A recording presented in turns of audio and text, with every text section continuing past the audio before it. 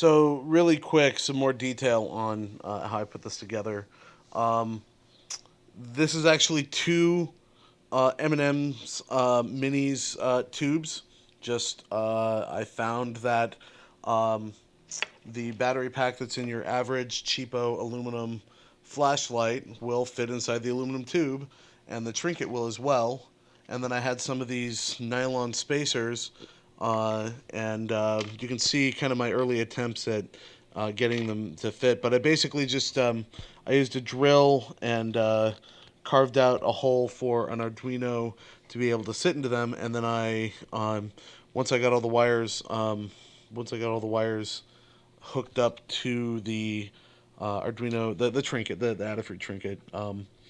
I then sandwiched this in with a bunch of, or potted basically the Arduino with a bunch of hot glue in between these two nylon spacers to give it structure so that the battery pack and everything is not forcing itself down um, onto the Arduino. It's forcing itself down onto the nylon and the hot glue. So you can actually kind of see a little bit of that.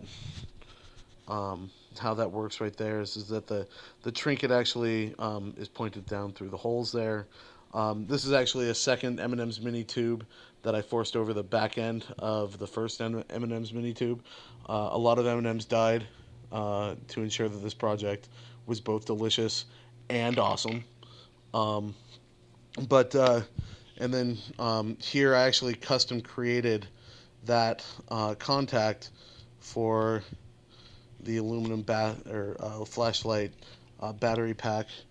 Just three AAA's, and then down there, hopefully you can see.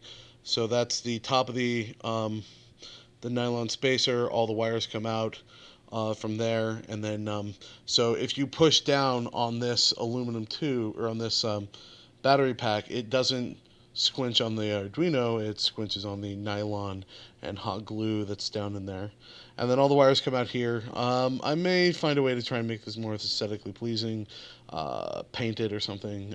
Definitely, I'm going to finish off all these. This is eventually going to be a mode button, a digital read pin, is what that is. But right now, it's not currently in use. I'm just pretty much enabling it.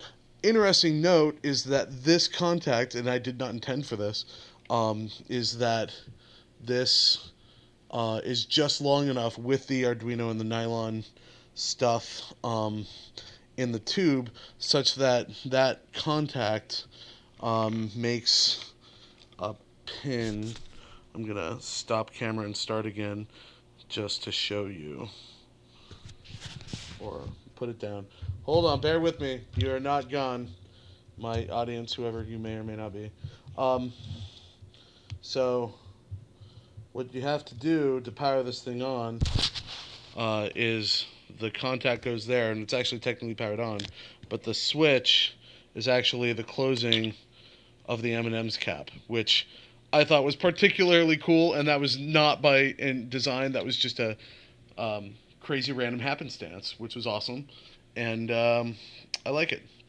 Pretty freaking cool. And again, really, really light. It's the project enclosure is ridiculously light. The Arduino is ridiculously light. The wire is ridiculously light.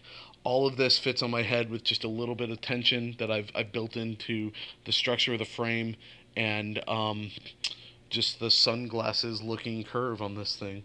Um, and that rod is really tough even though it's as thin as it is, it's really tough. I needed pliers and a bench vise to be able to bend it. But yeah, so that's the entire project. I put this in just so that I could get access to the Arduino. I was gonna actually just leave a hole there, but then I realized that a second M&M's mini container would kind of form fit over the back end of the first, because it's a little narrower at the base than it is at the top. And so I pushed it on, and then that gave me a second top to cover the Arduino. To be able to get access to the Arduino to program it while still keeping it somewhat protected from the elements. Again, not by design, crazy random happenstance.